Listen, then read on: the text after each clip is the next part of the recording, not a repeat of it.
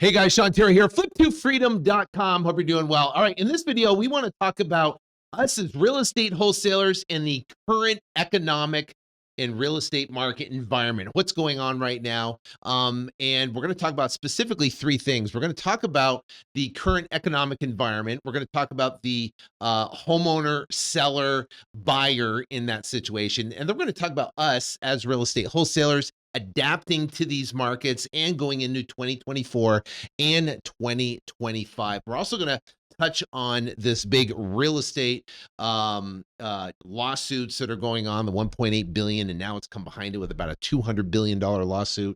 So we're going to talk about that. So if you're excited, let's get into it.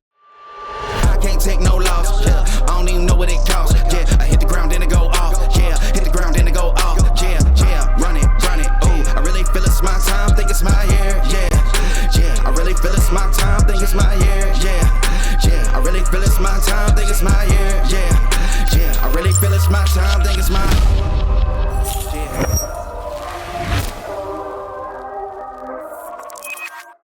All right, I can tell you I am super excited about 2024 and 2025 and looking at this current market data as us as real estate wholesalers helping distressed sellers turn their house into cash, helping distressed sellers out of the real estate problem in 2024 and 2025. There are going to be a slew of distressed sellers in the marketplace, and we're going to talk about current economy. We're going to talk about the actual homeowner themselves and what is going on in the future. So before we get in the video, I'd like to invite you. I am doing a live 4-week masterclass talking about how to scale as a real estate wholesaler. If you're doing 1 to 2 deals a month, and maybe you're inconsistent in your revenue and you want to go from that to $100,000 a month to millions of dollars a year in revenue, you want to build an actual real life business with employees and team members and processes and procedures and scorecards and KPIs, and be able to walk away from your business for a month and come back and you have more money in the bank account before you left. That is a true business. We're going to do that live. It's the 7-figure wholesaler masterclass we're teaching here. So if you want to learn more about that, it is in the description. There's a link in the comments or the description. All right. So let's get into the current economic environment. What's happening in the economy? Well, and I'm not going to really get into the wars, but we have obviously Ukraine that's still going on. We have now Israel that is going on. We have China that is sitting right on Taiwan waters right now. That could escalate into something. So we have a lot of uncertainty when it comes to the market right now, when it comes to the world actually right now in the environment. So now we bring that back to where we are in the economic environment. And the number one predictor of a recession is what's called the inverted yield curve. It's when the 10-year treasury, basically inverts to the 2-year treasury. So 10-year is an investment where you invest in and you expect a yield or a return over a 10-year period. And the 2-year is a shorter term investment that you would expect to get less of a return versus the 10-year return. So if I go in the computer here real quick, we can see this is Fred economic data. So it's the 2-year versus the 10-year, right? And what happens is when they invert, meaning the 2-year pays a higher premium than the 10-year, then that creates what's called an inversion or an inverted yield curve. And it's a predictor of a recession. It typically takes about 1.5 to almost a year, almost 2 years, under 2 years to have the inversion happen and then actually hit a recession. So we had an inversion here back in 2000, and then in 2001 or so we had the recession. We had an inversion back here in the 1990s, and then we had a recession. We had inversion back here in the 80s, had a recession back in the late 70s. And then we had a recession. So here's we are right now. And we have right now one of the deepest inversions all the way back to the 1980s And what happens is the yield curve will then what's called flatten. So it'll go from a deep inversion and then it will flatten. And as that yield curve flattens, we start to see, as it flattened right here, we go into the recession. It flattens and we go into recession. Now, typically what happens is it takes roughly about 18 to 20 months after you have the yield curve inversion before you have an impact in the unemployment rate, and the unemployment will lead us into a recession. So the inverted yield curve happened in July of 2022. If we go back and look at the chart, and then now if you fast forward, we got July of 2023, that's 12 months. We're sitting right now in November. So basically 18 months is going to put us in December. So we're talking first quarter of 2023. I believe we're going to start to see a dramatic increase in unemployment as companies start laying off now. There's already been mass amount of layoffs already. It really hasn't impacted the unemployment rate, but you're going to start to see the unemployment rate pick up. So if I go back to another chart right here, and I show you this chart, this is the unemployment rate, and you can see right here back in 2007 where we were uninverted and it started the inverted yield curve over here. It started to flatten, and it was a shallow inversion, and then it started to flatten right here. We go back to our unemployment right here. We're about 4.4% unemployment rate, and then we skyrocketed up to 10% unemployment rate. Now, this is COVID, of course, and it was a spike up and a spike down, but we are now sitting, and it's increased from a down to like a 3.4 up to a 3.9 unemployment rate is the current as of October 2023. So we're now seeing an uptick in unemployment from the lows, and we're going to start to see this upticking in the first and second quarter of 2024. Now, what happens is when you have unemployment, it impacts the housing market because you have a deadlock in the housing market right now. And we'll get into the housing market here in a second, but the bottom line is that in actually the consumer itself, but this deadlock in the housing market is primarily due to a couple of different things. Let me pull a couple charts up for you right here, and here's an interesting one. Is affordability. Right? Is that if you look back in 2020, we're talking just 3 years ago, the affordable median price for a house needed back in 2020 was $74,000, right? In 2022, it jumped to $99,000. Look at all the way back in 2012, it was $51,000 to afford a median priced home in America. So it literally from 2012 to 2023, more than 100% jump in the income needed to afford a house right now. So this deadlock is we have an affordability crisis in the market.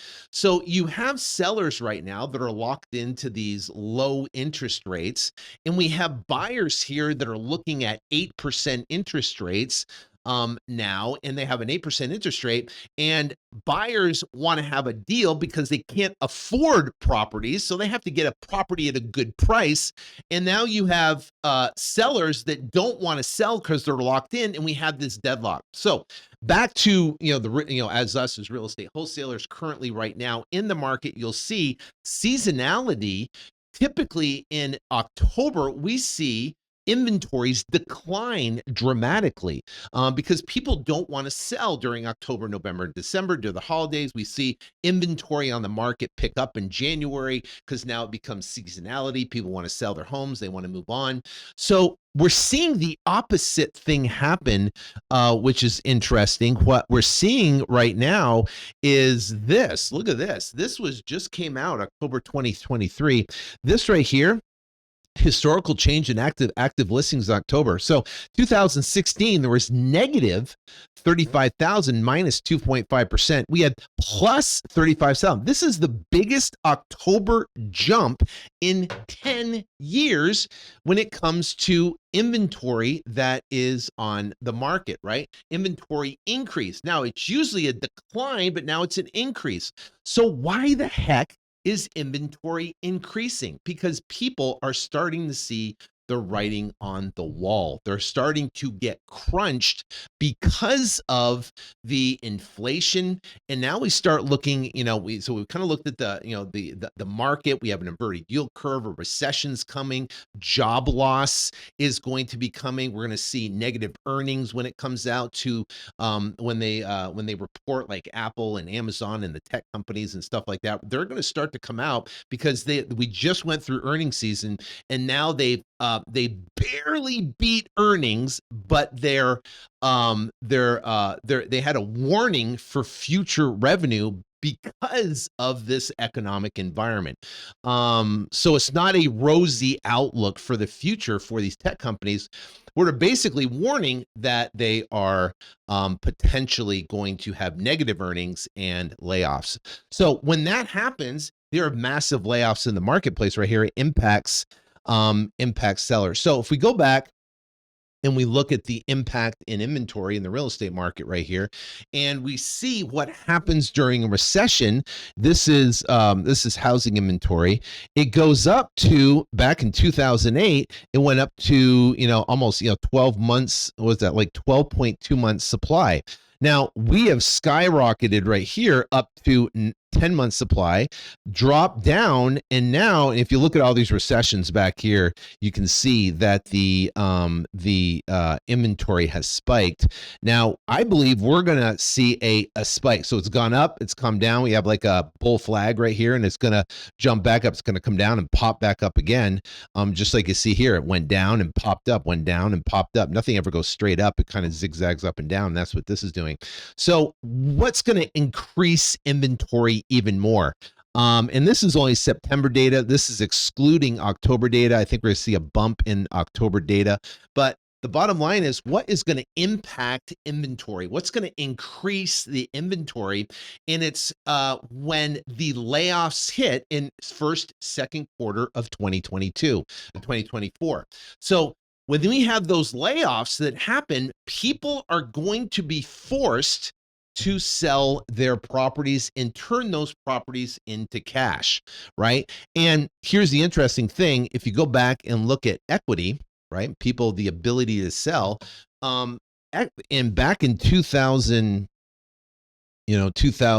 right before the Great Recession, there was $14 trillion in equity in 2006, $13 trillion in equity in 2007. Obviously, they lost equity all the way down to first quarter 2012, and then it had this parabolic move up, and then we are sitting right now at about $31 trillion in home equity for people that have these houses, right? So now what a person can do that's going to be different from the 2008 crisis is where in 2008 we had the subprime crisis. There was tons of houses being purchased between 2005, 6, 7, and then the market crashed and everyone was underwater. We had massive short sales, right? Because everyone bought subprime, they bought above the market, it crashed. Now what's happening is you're having people now that have bought houses, and yes, housing prices has gone up, so they have tons of equity in their houses, but because of the current, and we're gonna talk about the consumer here in a second, they're gonna be forced to sell because they're gonna be laid off, and they're going to have to access cash quickly. So if we look at the current, and it's what's called the M2 money supply. And what is the M2 money supply? It is the money supply that includes cash, checking deposits, and non-cash assets that can be easily converted to cash. So that's called the M2 money supply. And if we look at the M2 money supply, Well, let me pull up the right chart here. I think it's this one, M2 money supply. If we look at the M2 money supply, it is reported right now. And thanks for Game of Trades for putting this up. You can follow them on X or Twitter. We are at the deepest level ever for the total amount of cash, checking deposits, and non-cash assets ever recorded ever. All the way back. This is the deepest. So what does that mean? The M2 supply has contracted where, guess what? We are at the worst ever between money and supply. So now people, sellers, have money locked up in their houses. Because the market has declined, right? They might not be able to do a refinance because number one, interest rates are at 8%. So why would they refinance at 2% or 3% or 4% up to an 8% loan? So that doesn't make sense, right? They might have their job still, but they could get laid off. If they get laid off, they can't do a refinance to pull out cash. You know, banks right now are constricting lending. So what's going to happen is they're going to be forced sellers in the market. Now, the interesting thing is there was roughly about 2.6 million properties in the Great Recession that were basically deemed subprime. Actually, 2.6 million went into foreclosure. Actual foreclosure. There's about 14 million that were considered subprime loans, and out of those 14 million, 2.6 went to foreclosure. Now, that's 14 million out of all the households out there. Who's impacted now about when it comes to recession and it comes inflation? Inflation has made a dramatic impact on people's affordability. That's why the money supply has constricted down to the worst levels ever. Now a seller is going to be forced to sell if they get laid off from their job, which we're going into massive layoffs in 2024 and 2025 because we're going into a recession. Now, that's what happens. We're going in recession. So people are going to sell. Now let's look at the consumer just a little bit more. So now we're at we've got this money supply that's constricted. So cash is on hand is the worst level ever. Cash on hand, but credit card debt is at the highest level ever. Over $1 trillion in credit card debt right now. So what do we have? We have no cash on hand. We have massive credit card debt. We have inflation at the highest levels. And this is impacting not just the subprime people, everybody in the marketplace. So this correction in the real estate market in 2024 and 2025 could be bigger than 2008 because in 2008 it just impacted the 12, 13 million people that got subprime loans, right? This is impacting everybody in the marketplace. Everybody, because money is at the lowest level, credit card debt is at the highest level, and we're going, what the heck is that? What is going to happen right here, right? What is going to happen with what's happening? So we go back and we talked about affordability. We talked about inventory.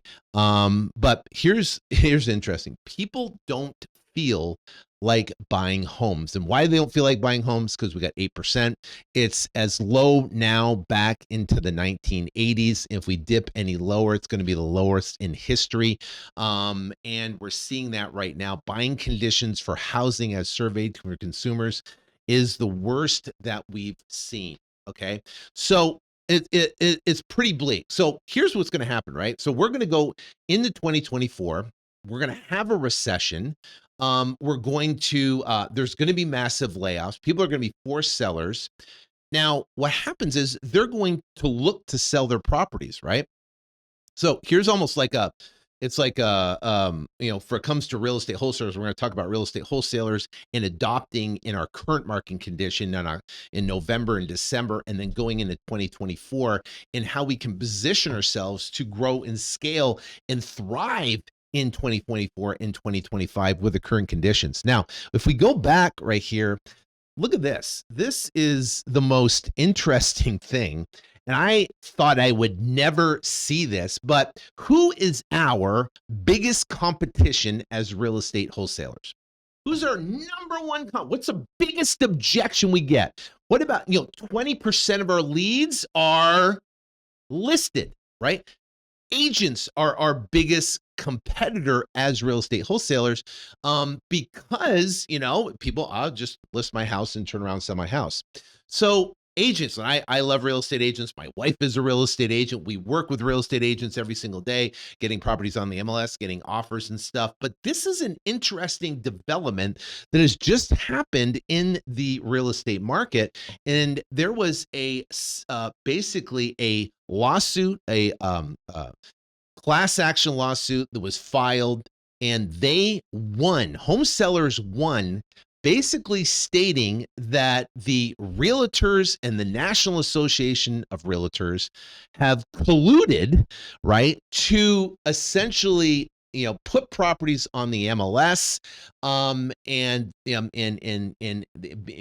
get your property on the MLS, you have to charge this exorbitant amount of commission. So that's what was reported here, and they won a $1.8 billion lawsuit. As soon as this judgment or this news came out that they won the lawsuit, they immediately came out, right, and filed behind it another lawsuit and started talks with the Department of Justice. Now, if I keep going through here, and it says that they won the $1.78 billion lawsuit right here, if we keep on going, right, combat the NRA's influence, they found a guilty verdict. Immediately after the ruling, they filed another class action lawsuit against the National Association of Realtors with a number of residential brokerages that were listed that weren't part of the last case, seeking $200 billion in damages before the lawsuit encompasses nationwide home sales for the last 4 years. Now, 200 billion. So that is what? 100 times the size of the lawsuit they just won for close to $2 billion, $200 billion. That is insane. So, I don't know what's going to happen. I'm just speculating, but I think they want to get rid of the MLS and they want to get rid of realtors. I think the bigger idea here is to force people that want to sell their houses because they know it's coming. They know this massive unemployment's coming, and there's going to be a mass amount of people that want to sell and try to recoup their equity, and they want to make everybody renters. And the hedge funds have already started coming out, and they want to start buying houses. I mean, even I've read a report that Amazon founder lost his name, right? Jeff Bezos, he started a company to buy homes and rent them out, and actually rent out fractional ownership of the homes or sell fractional ownership of the homes.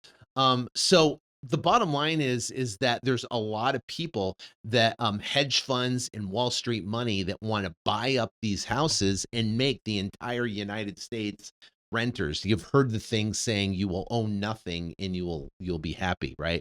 Well, that's what they're attempting to do, is put the market into a massive crash, right? Make the houses cheap. People can't turn around and use MLS or realtors to sell anymore. They kind of make that obsolete. And then they're going to be forced to sell to who? To people like us, or hedge funds or other people that that will come out and market to buy or sell direct to owner.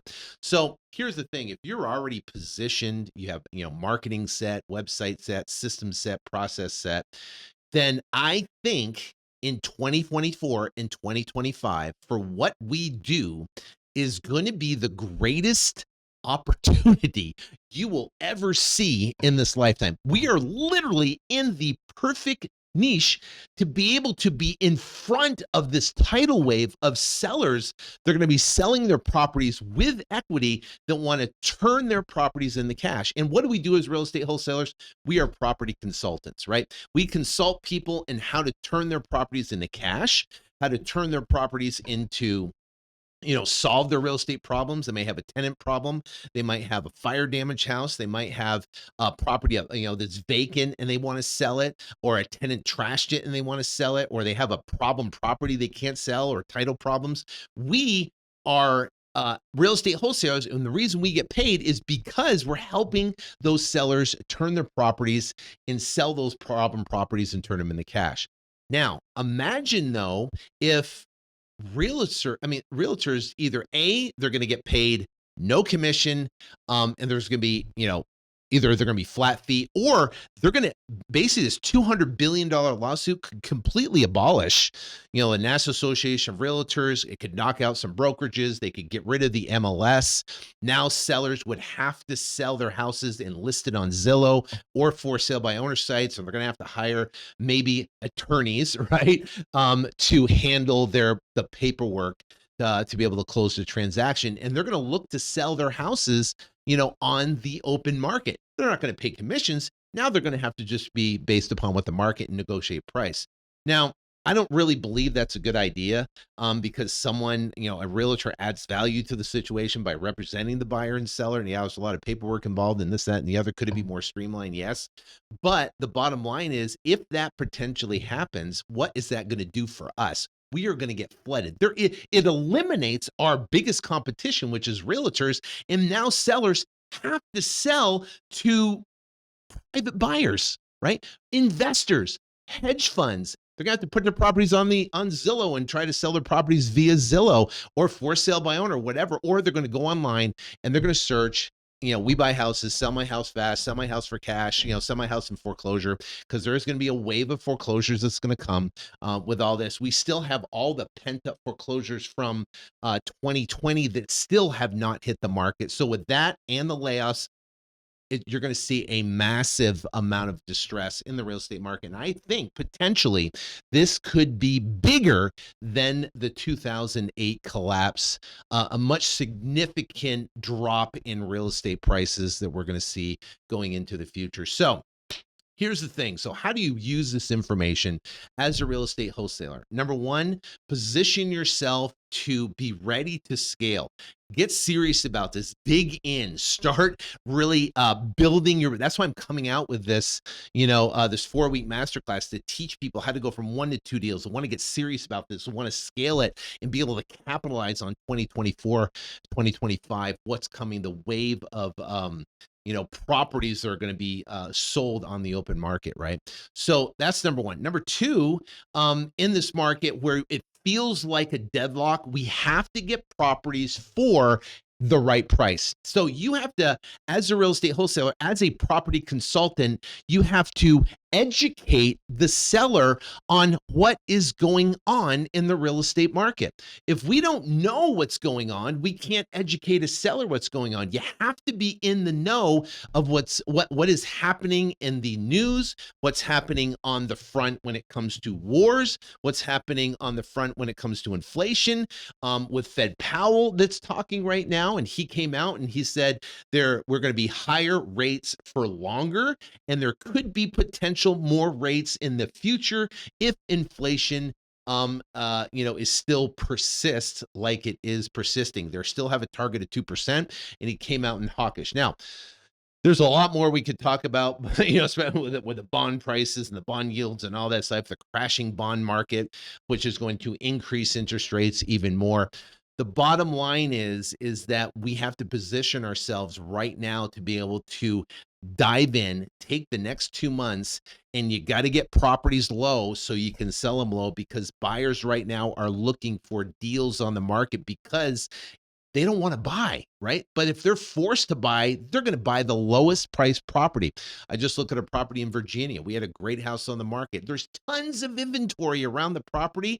Guess what? We had to get our property to the right price so we could get that offer and get that property sold. So, yes, we are still doing deals. We're still selling properties, but the deals that are selling right now are the deals that are priced right in the marketplace, and they're better than every other property out there. If it's not better than every other property, then you have to price it accordingly. So even if you have to go back to your sellers and get a price adjustment and lower that price so you can sell it lower, that is what's going to move the inventory. And when you're talking to sellers and negotiating, you have to talk about these current economic and market conditions so you can educate them on what's going on. Because guess what? You may make an offer today, but in January, it's going to be different. February, it's going to be different. As there's more inventory, as there's more sellers, as there's people trying to turn their properties into cash, right? Guess what? There's going to be more competition on the market. And if your neighbor sells for $50,000 less than I'm offering you today, then guess what? That's my new offer. Right.